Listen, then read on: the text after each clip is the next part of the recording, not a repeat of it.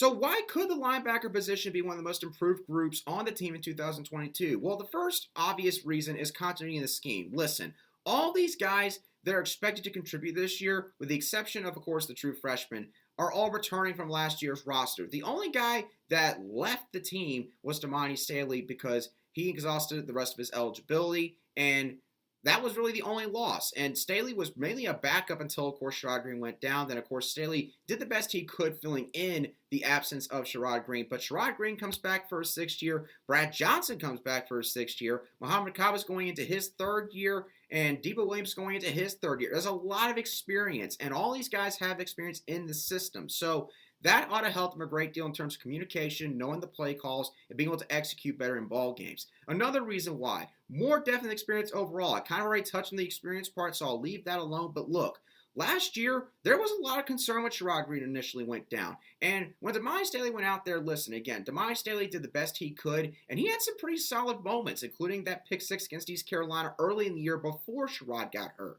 But let's be honest with ourselves. Damani Staley was not the fastest sideline-to-sideline linebacker. There was just times where against running backs like Chris Rodriguez, like Tank Bigsby, we just could not get a hold of them if they got to the edge, especially guys that were quicker. Tank obviously being a little quicker than Chris Rodriguez, but my point still stands. The linebackers just as a whole, especially with Brad Johnson being in his first true year at linebacker, he really need to be able to lean on a guy that had played the position for so long like Sherrod Greene. Damani Staley going in there, that kind of just compounded the situation. And because Kaba was in his 2nd defensive scheme in the 2 years he had been there, Debo Williams had just transferred from an FCS school. I mean, it was not a good situation. With Stone Plain and Donovan Westmoreland now coming into the program, though, South Carolina legitimately goes 3 deep, in my opinion, at the linebacker position. And again, you throw in Darrell Ware and Brandon Martin Scott as well. There should be no concern about depth at linebacker this next season. And then lastly, the return of Sherrod Greene. Listen,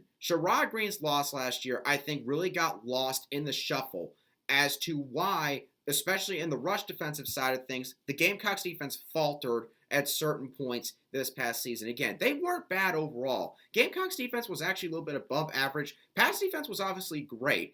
But there is some fool's gold involved in terms of being ranked 7th in the country in pass defense. That was because, admittedly, some teams didn't see the need to pass the ball. They knew that they could probably run the ball on us. Even though maybe they couldn't get these massive gains like 20, 15 plus yards, they knew that basically they could get the Gamecock defense through 1,000 paper cuts, death by 1,000 paper cuts. 3 yards here, 4 yards here, 6 yards there, another 5 yards there. That was what would happen to the defense more often than not. And Sherrod Greene, in my opinion, being out was a big catalyst for this. Because, again, we kind of downgraded in speed and probably athleticism just a little bit overall with him being out and Damani Staley being in there. That's no offense to Damani. We appreciate Damani for being a great Gamecock, for being a legacy player that came here, all that good stuff. But there's no doubt that Greene's absence hurt this front 7.